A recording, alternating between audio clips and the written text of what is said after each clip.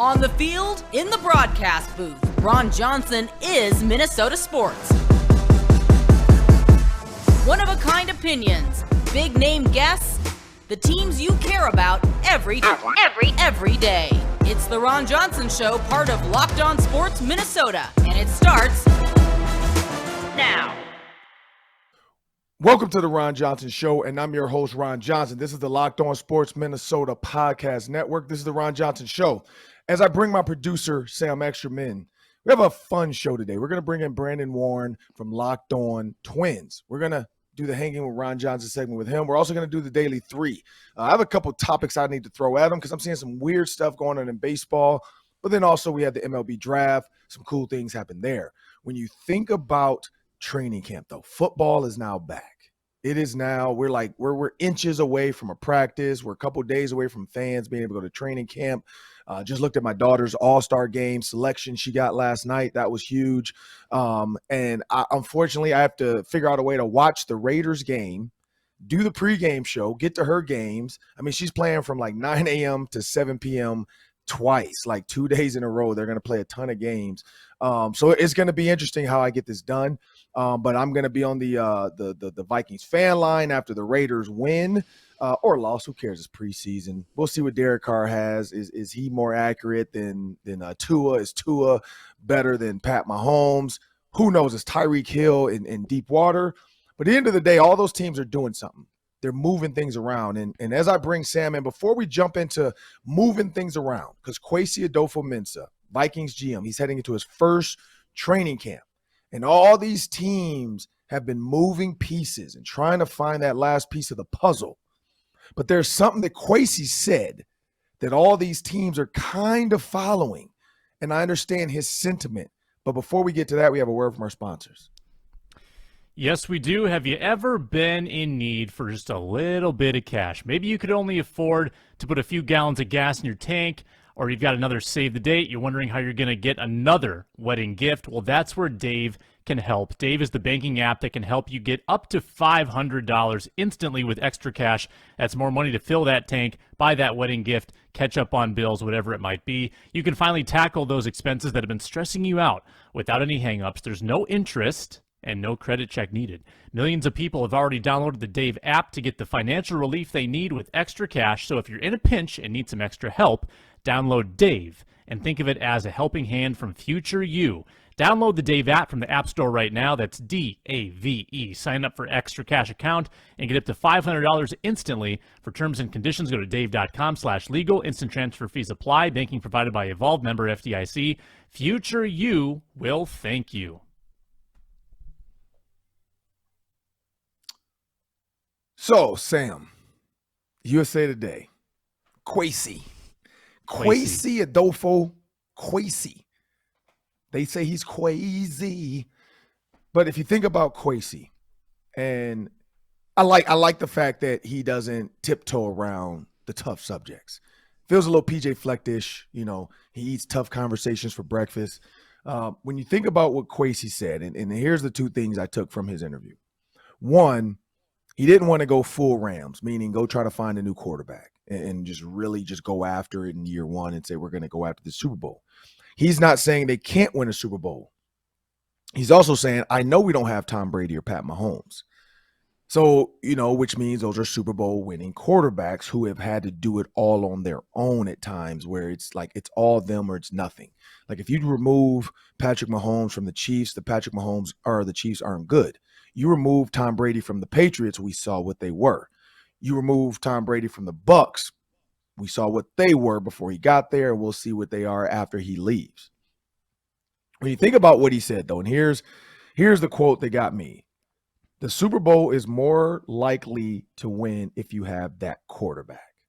It's very unlikely to have that quarterback.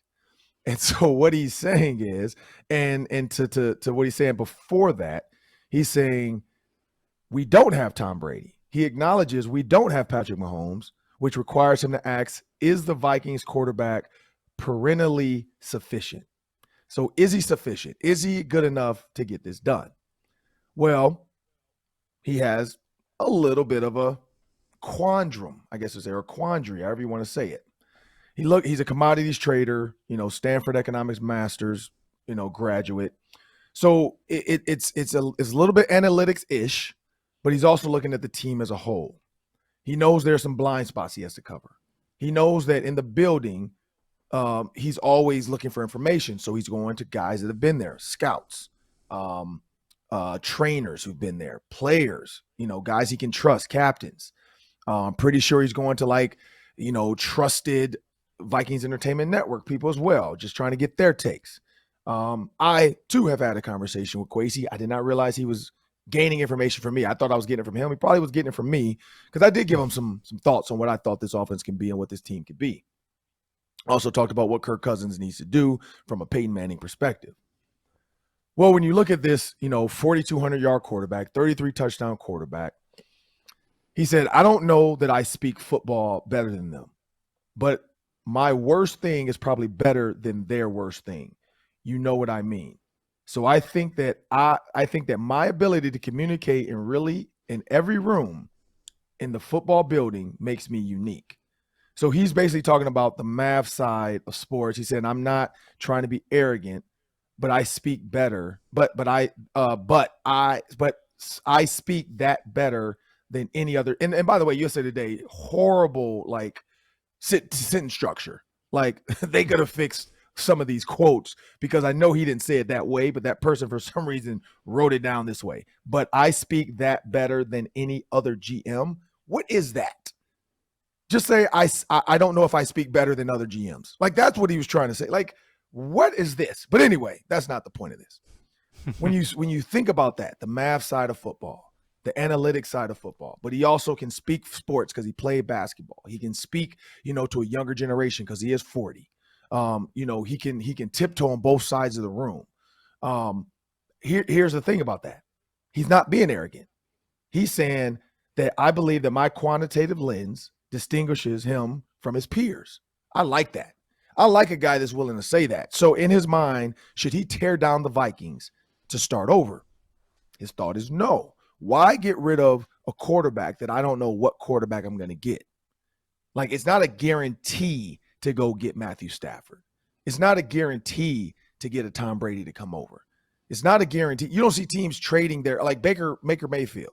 I mean, my guess is, he has some Cleveland Browns ties. So my guess is that was part of his quantitative analysis. He probably reached out as well and just inquired, what is it going to take to get a Baker to be our backup, maybe to challenge Kirk for our spot, maybe move Kirk to the Browns, move Kirk to the Panthers, because that came up before. We heard that before, that the Panthers might have wanted to trade for Kirk Cousins. It's tough to do when you know what you have. When you know you have a quarterback can throw for 4,200 yards, 33 touchdowns, low interception rate, but can he make the big plays in big moments? Can he do it? And his mind is like, hey, Kevin O'Connell is going to be the guy. Kevin O'Connell is going to be the guy that can get this out of this. He went over performance strategy. He goes over, the 49ers roster and what they did in 2019. They went from 4-12 in 2018 to 13-3 in a Super Bowl berth in 2019. So he has all of those numbers in his head. So in my mind, I truly feel like he doesn't want to be bullish because he's a stock trader. And that's a big term they use. He doesn't want to be bullish on a certain stock. I don't want to tip my hat and let you know what I'm thinking with this team. I want you to have doubt too. Have doubt coming into our building thinking that we don't have what it takes to win a Super Bowl. I want you to be caught off guard when Kirk Cousins goes out and blaze you for 350, 400 yards. When Justin Jefferson has a 210-yard game. I want you to be sitting back thinking Kwesi might have gotten another quarterback if he could have known exactly what he's going to get out of this trade. Because you have to have a buyer and a seller in every trade. But at the end of the day, who wins?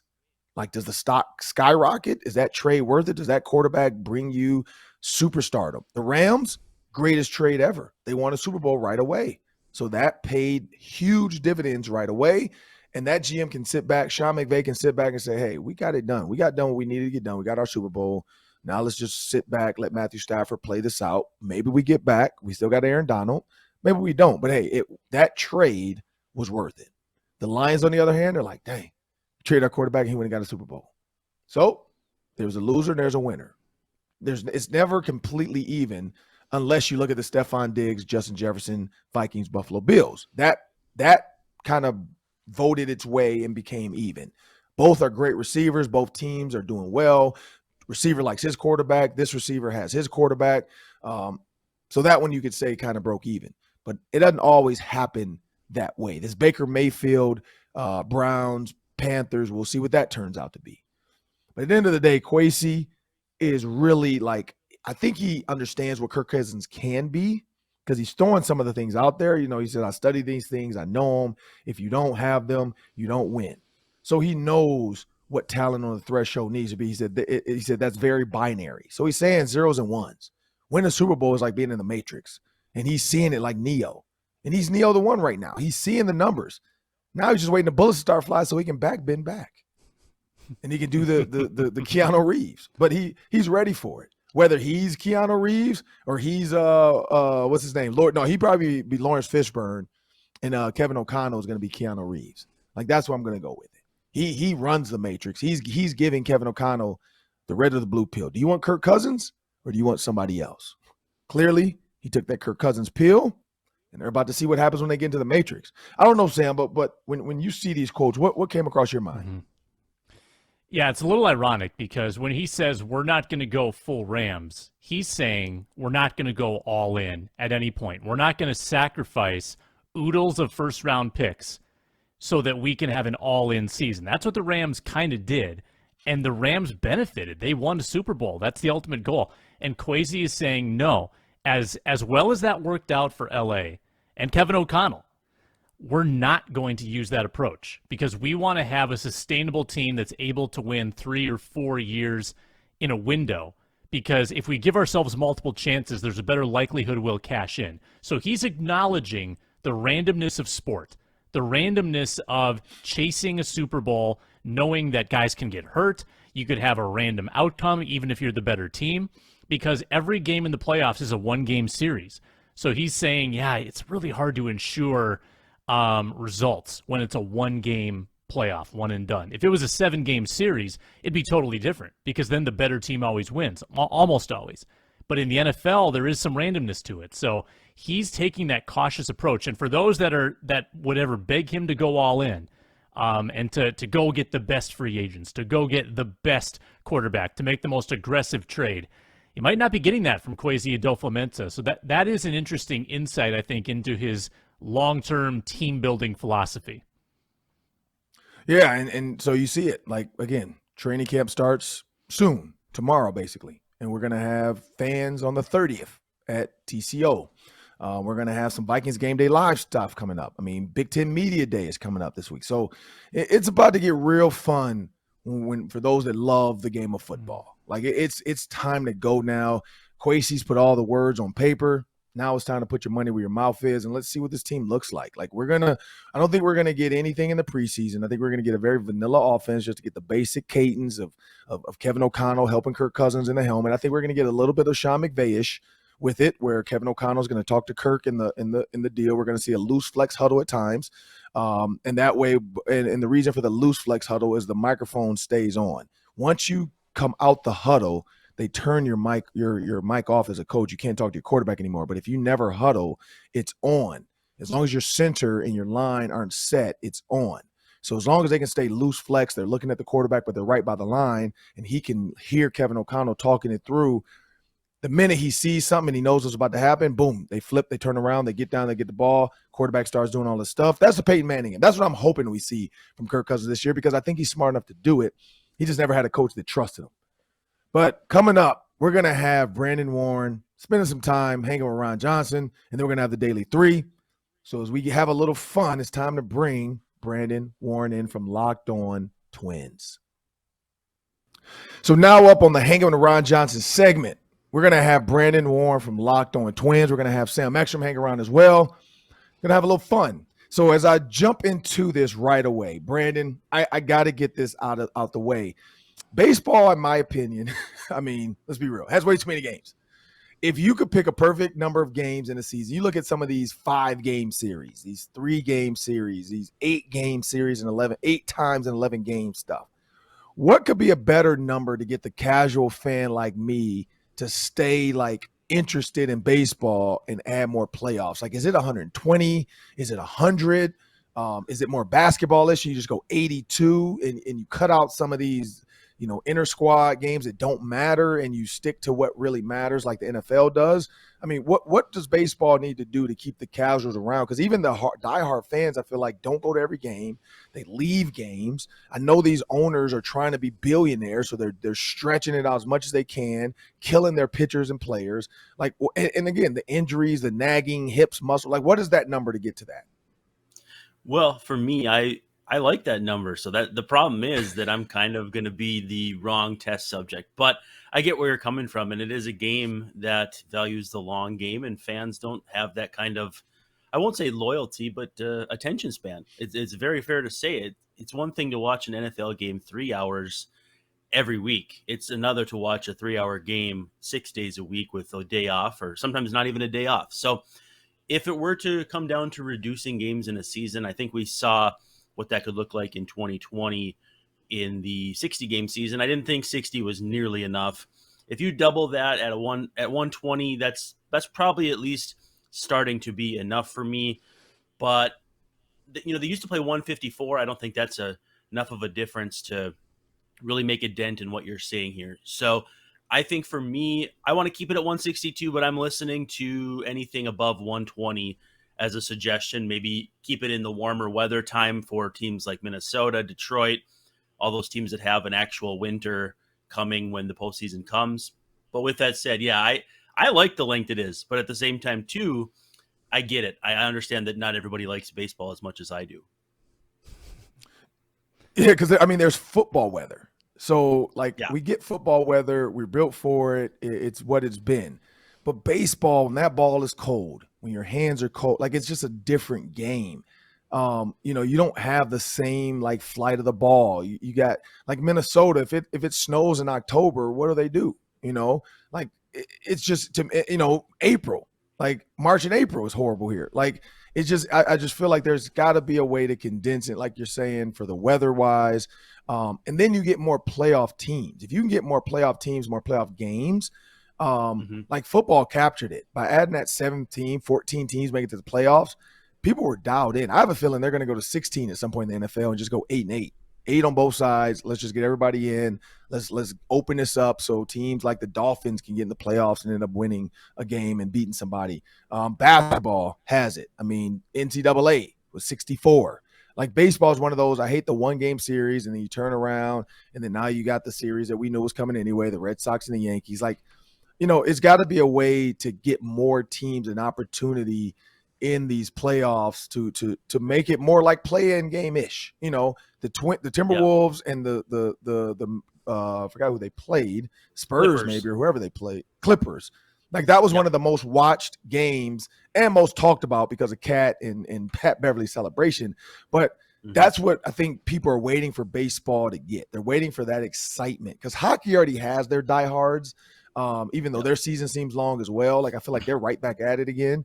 But baseball doesn't see. They have the guys like you, they have the guys that are in it. But I feel like there's a better way to get to the playoffs. But fast forwarding to time of game, you just said that 3 hours. We've seen some minor league games that time's been cut down. They found ways to shorten the time of the mound. Mike Clevenger from the doggone San Diego Padres. What is his deal? I know it's a balk if there's nobody on base. So why is he allowed to, if somebody's on base, why is he allowed to do it if nobody's on base? It just seems like I don't know when you're about to pitch it because you're doing all this crap and then you line, stuff like that. You've got to get that stuff out of the game. It's just too long in between pitches, and I got to do all this before I throw it. Just throw the ball. How do they start to monitor that and manage that? Yeah, I think the plan is for pitch clocks to become kind of a thing that's enforced more strictly here moving forward. And again, too, what they've seen in the minor leagues is that increased pace, the speed, getting guys back on the mound in 20 seconds instead of 30 or 15 instead of 25, it cuts off a sizable amount of the game, and it does not really alter the viewing experience that much. Is there a big difference between sitting and watching something for 2 hours versus 3 hours? It depends on how you look at it. Percentage-wise, that's a pretty sizable percent. But if you're carving out a spot in the couch for 2 hours versus 3 hours, are you going to notice a difference? Is your family going to notice a difference that you're back up and ready to rejoin society because the game's over? I don't think there's been any real issue with it in the minor leagues, and I think we could see it coming to the big leagues where they just tighten some things up. The issue that it keeps coming back to, and like you said about the ownership, is they're not going to cut commercials. They're going to cut things that happen on the field, and it's going to be, it won't be time between innings. It's going to be time between pitches. It's going to be guys not coming out of the batter's box, which they've already been instructed to keep an eye on. So keeping the game moving is going to be one thing. It's just a matter of how's the continuity going to be if those commercial breaks continue to be 2 minutes and 20 seconds or 2:30, whatever they are. So yeah, we're about to see if they're going to be penny wise, pound foolish, because if they're trying to make more money and speed up games, but they ruin the actual vibe of the game, you're kind of fighting against yourself there. So I'm not sure what exactly the right answer is, but as long as they're willing to try some different things, at least it looks like you're, taking a shot to try to figure some things out. Right. And so let's pivot to the MLB draft, and I always look just to see who the Twins is. Somebody everybody's excited about. Is Twitter going to blow up over this draft pick? For a team doing as well as they did and still had the 8th pick in the draft, it's a pretty good sign for them. Like, hey, is this somebody we can get in here? We already know Carlos Correa is a shortstop, but they drafted Brooks Lee. But before we get into Brooks Lee, when you look at the first 6 picks, you got Jackson Holliday, you got Drew Jones, you got Kumar Rocker, you got Tamar Johnson, you got Elijah Green, you got Jacob Berry. And when you see that many African Americans drafted in the first round, basketball, black guys in basketball, we know that. Football, we know that, dominated. But then baseball became a thing where either it got boring or you didn't see a ton of participation. We know bats are expensive, whereas kind of in football, you're given the equipment. Basketball, you just need a pair of shoes. And then most of the time, if you're on a really good AAU team, they're giving you everything you need. Baseball is a little bit different beast. I mean, my daughter's playing softball, so, I've seen the $450, the $500 bats that are needed to play the sport. And so in your own helmet, because, you don't want to wear, like, teams don't have 12 helmets and they're not cleaning them like college and the pros. You have to go buy your own helmet. Then you need a backpack and you need the cleats and then you need this and blah, blah. And so when you see that type of participation, and that's become a big thing on Twitter about the representation of African Americans now back in baseball, you think about Jackie, how it was a sport where they didn't even want him on the field.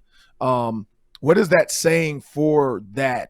Because we've heard LeBron talk about Boston, being racist, and we've heard Boston, baseball players bring it up at times, and then Big Papi tried to say one thing and then said a different thing. Like, what do you see about the representation now in baseball, kind of starting to just drop the armor a little bit? That actually came up with Boston when Kirby Puckett re-signed with the Twins back in, I want to say, 1992. Boston was one of the contenders to sign him, and people were asking him, do you really want to go play in Boston with what we know about that fan base and that city at that time? I don't know how much it's changed, or if it's changed. That's 30 years ago. But too, Reggie Jackson came up to Kirby and said, hey man, what's going on? You don't have any of our, he said, like, our type on your team. The Twins were a very white team back then. And Kirby said, I don't know, man, we got guys coming up, and Reggie kind of turned it into something.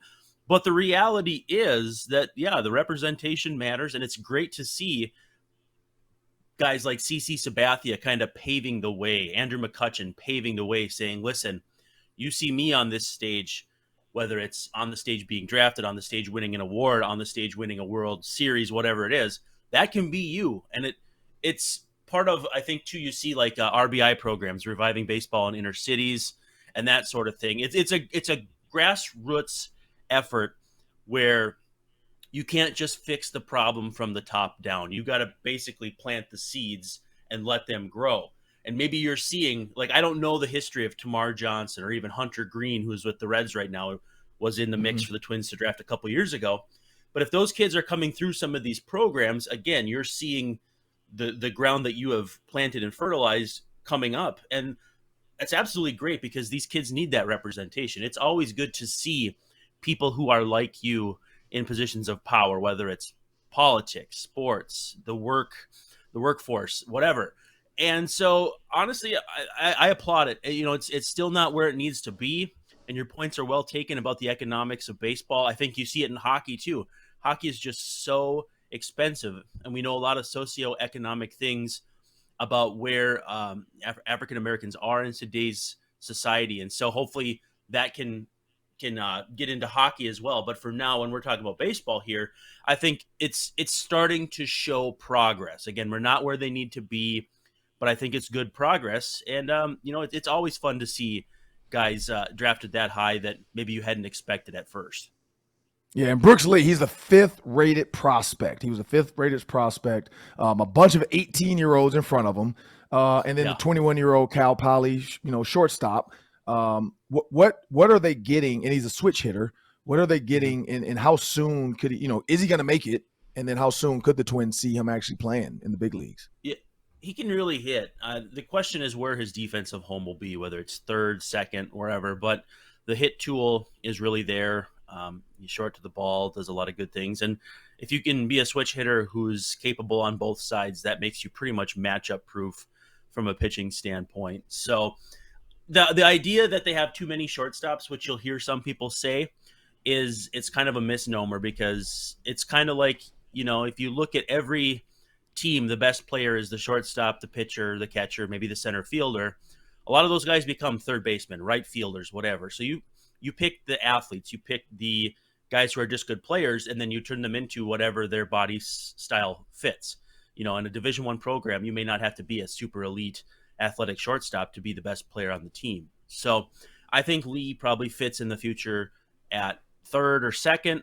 But again, too, they have a glut of prospects like this. They've got Royce Lewis at the top, who's still dealing with the knee thing, but Austin Martin and now Lee. They have a group of guys who they can kind of mix and match. And if they want to make a trade, too, they can trade from this kind of stash of guys. As far as Lee is concerned, the fact that he's, you know, already 21, being drafted up against and near some like 18 and 19-year-olds, is that he'll probably move pretty fast. You know, he's a polished player. I know coming out, he was a good high school player that decided he wanted to play for his dad at college. So I think they'll move him pretty quickly. Similar to Martin, Austin Martin, the prospect right now, has only ever played in Double-A. He started in Double-A in the Toronto system. He's still in Double-A with the Twins. I don't think the Twins are going to be quite as aggressive with Lee, but it wouldn't shock me if they're pretty aggressive based on his age and relative polish. And when you look at football season starting, everybody, you know, of course, there's jokes on Twitter about this, that when football season starts, no other sport matters. I agree. I do feel like that. I'm not going to lie. Like, it's tough to follow baseball and football at the same time. And that's one of the reasons why I think baseball can shorten it up, because then they don't run into that. You know, if they were to put their championship stuff in August, in September, right at the beginning of football, you don't lose a lot of those fans, because when I'm deciding on where to spend my disposable income, I'm going to spend it on a Sunday versus a whole week of trying to get to baseball games. For you, where do you stand on that? Like, do you kind of lose, especially if the Vikings come out 4-0, do you lose sight a little bit of the Twins, or you kind of die hard where you rather watch baseball over football? I can honestly do both, but I think that's kind of a luxury of whether it's watching one on my phone and one on the TV or whatever. But the main issue I see is the whole fall classic thing, and baseball loving to play that October chilling World Series.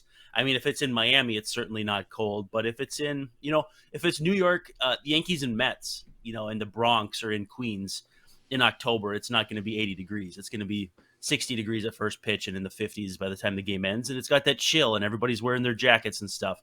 I just don't think baseball wants to quit that. So I think they're okay splitting time with the NFL, with the idea that the NFL is just one, sometimes two, I guess now 3 or 4 days a week with Thursday games. It's just a matter of they're willing to have multiple good things rather than splitting time. And I think that for me, it works, but I don't know how it works for other fans, because, sometimes it's hard to know which game gets the big TV and which one gets the phone on Sundays. That's for sure. Well, we're about to go with the Daily 3. I think we're going to keep Brandon Warne around, if I'm not mistaken, but we're going to bring Sam Ekstrom in. Take it away, Sam. It's 3 questions, 3 minutes each. This is Daily 3. You got it. Before I start, I'll tell you about betonline.net, the fastest and easiest way to check in on all your betting needs. Find your favorite sports and events at the #1 online source for odds, lines, and games. They've got reviews and news from every league, esports, golf, NFL futures, NHL. BetOnline continues to be the top online resource for your sports wagering information. Head there today on your computer or mobile device. BetOnline, where the game starts.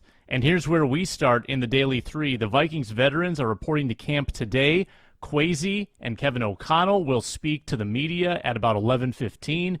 Tell me, though, which veteran is sitting on a career year for the Minnesota Vikings? Ron, I'll start with you. You know what? I'm going to go with one people are forgetting about because of Justin Jefferson. I think Adam Thielen is sitting on a career year. It might not be like catches and yards, but I think just from a production and a touchdown standpoint, when you think about how well the Rams were able to move the ball around with Odell Beckham, Cooper Kupp, Van Jefferson, Robert Woods. Like Robert Woods, we know got hurt, but they've always had multiple weapons be able to be, well used, like kind of spread the ball around. We already know Kirk Cousins doesn't play favorites, but we know Thielen's his boy. We know Thielen's one of the best red zone receivers at 6'2", 6'2 and a half. I'm taller than him, so I'm going to say 6'2 and a half. He doesn't stand out man, because he's only like a half inch shorter than me, and everybody just assumed that's all I was a red zone receiver. Adam Thielen doesn't stand like he's 6'3". He stands like he's 6 feet when you see him, but he's actually 6'2", so he runs really patient routes. His hands are 99 on Madden, in my opinion. And so when you think about Kirk Cousins, knowing where can I go with the ball and have the least amount of resistance, it's going to be Adam Thielen, because Justin Jefferson's and as much as we're talking about Justin Jefferson, and as much as Justin Jefferson's talking about himself, it's going to get a lot of people watching him, a lot of defensive coordinators trying to make Kirk think Justin's one-on-one, and then they're going to shade him. They're going to underneath help. I mean, because we know there's a ton of routes that the Rams ran. So I'm going to go with Adam Thielen. So is this my chance to jump in here? I'm going Yeah. with – okay, so there's two veterans I'm watching before I get to my guy. I want to see how Danielle Hunter adapts to the 3-4 front, and I want to see how much Alexander Madison plays in his walk year. Is this going to be another Moeldy Moore situation? The guys who back up for a long time and then go somewhere else and get a longer look, Jerick McKinnon, that sort of thing. But I keep coming back to Kirk Cousins and putting him in an offense that can be tailored to him. We talk so much about the Rams going and getting Matthew Stafford. And statistically, when you look at Matthew Stafford and you look at Kirk Cousins, if you were to pick those two guys' statistics on a little piece of paper out of a hat, you probably wouldn't be able to tell them apart. So why not bring in the coach from the team that got that out of Matt Stafford to take him to the next level, give him a better supporting cast, give him a better offense to run on an offensive-minded head coach. I think Kirk Cousins is in for a big year, and it's at a big time because they have to make some decisions on him moving forward. Yeah, I think you guys both missed the correct answer, which is Irv Smith Jr. I mean, the bar isn't set that high. 365 yards a couple of years ago is the mark to beat. I think he's sitting on a big career year. Second question I don't think of him for as a you. vet. Right. I mean, he hasn't even done anything. Yeah. Finally, somebody that agrees with me over Sam. Brandon, you're never invited back. I think we have a tweet to go with this one. A recent stat shows the Vikings have the best winning percentage of any franchise to not win a Super Bowl. Quite the distinction. So if we can look at that list, there are the teams. You got about a dozen teams on there. Take a good look. Which of those clubs is going to break the curse first? Who is going to win a Super Bowl? I'm so scared to even go through this one, but this is what I'd say. The Bengals were the closest so far. Falcons had a chance too, but they don't have Matt Ryan anymore, but the Bengals were the most recent closest. So I got to go with the Bengals first. And then, unfortunately, I'm going to go with the Bills. I'm going because of Stephon Diggs and Josh Allen, and I'm pretty sure they're going to be able to keep those two for a little bit longer. They're adding Von Miller, so that's going to, Von Miller just went and won a Super Bowl He won one with the Broncos. Then he went and won one with the Rams. Now can Von Miller do a 3-time, 3 different team Super Bowl? He might do this with the Bills. Who knows what this team's going to look like? They've been right there every minute. Like they were right there with Pat Mahomes and they couldn't get it done. Is that the case now? Is that going to be the case where all of a sudden he finds a way to get it going with this team, and Von Miller is the guy to help the Bills keep Pat Mahomes from making that last-minute throw, because they continue to lose that way to the Chiefs? Are the Chiefs now out of it because Tyreek Hill is gone? So are the Bills now kind of the odds-on favorite over there? So I got to go with those. Then I'm going to go Vikings third. I think, with Kevin O'Connell, what they're doing, I think they do have a shot, but I got to go with the Bengals and the Bills first, and then the Vikings. Oh, that was tough.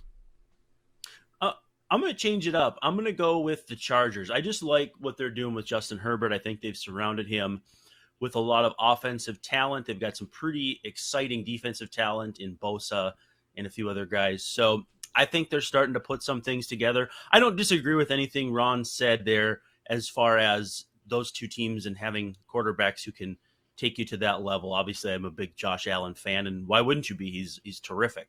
And the Bengals got on the cusp. And, how can you not like their situation offensively with Joe Burrow and those guys as well? But I think the Chargers are in a similar spot. Herbert's a terrific young quarterback.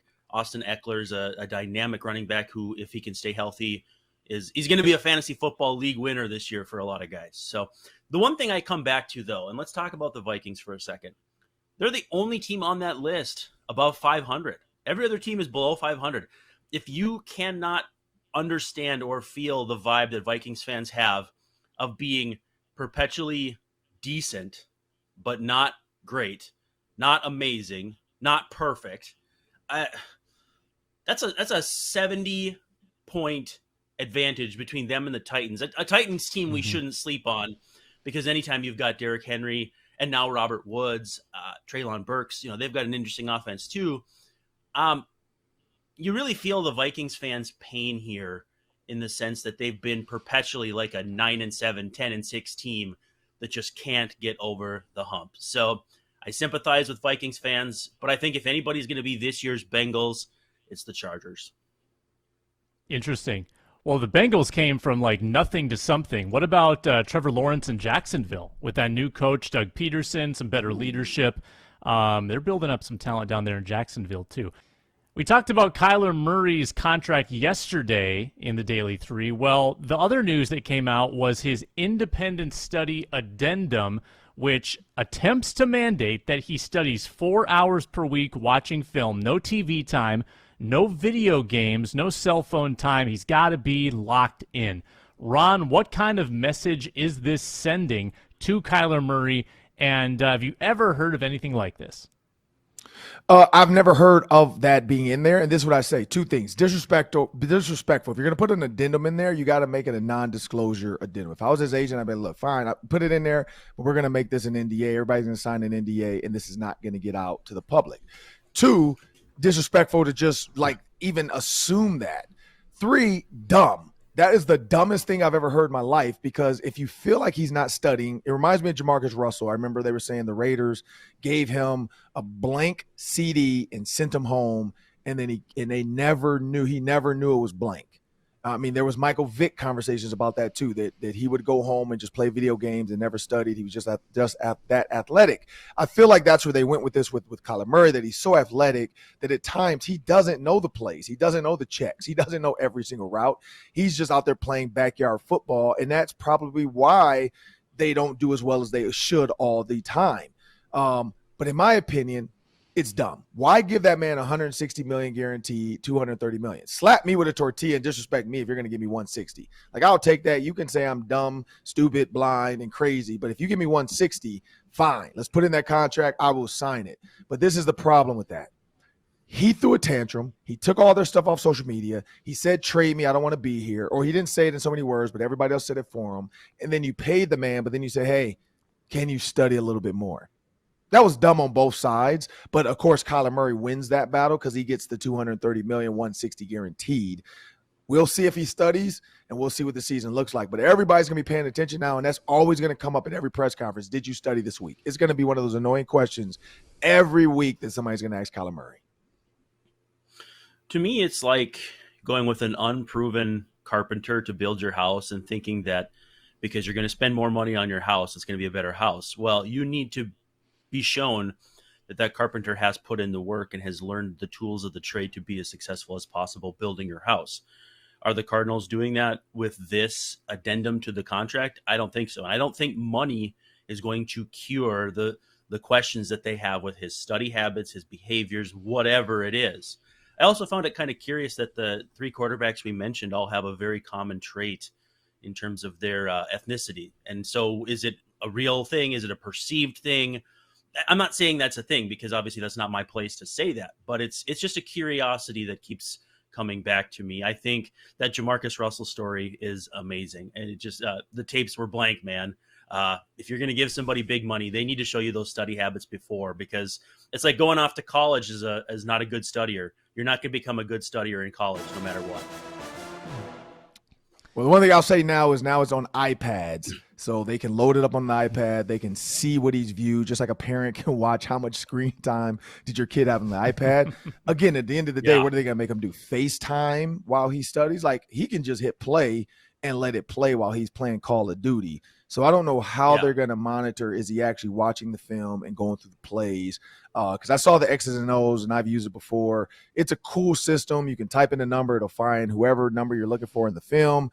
You can type in a play. It'll actually run the play with the little dots. I mean, there's a lot of cool stuff to it. You can set up the defense with the offense and then run the play. Is he actually doing it, or is that one of his assistants sitting there making $1,000 for the day just to sit there and fake watch film as Kyler Murray? Who knows?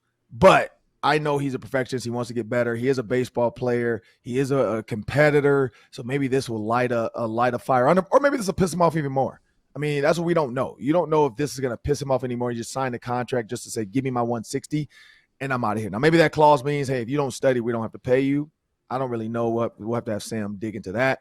But that'll do it for the Ron Johnson Show. That's the Daily 3 with Brandon Warne and Sam Ekstrom. Me and Brandon had time with Ron Johnson today. We sat down, we talked baseball and how to make it better. And then, of course, we talked about Kwesi Adofo-Mensah and what the Vikings could look like if they don't go full Rams. This is the Locked On Sports Minnesota Podcast Network. This is the Ron Johnson Show. Have a great day.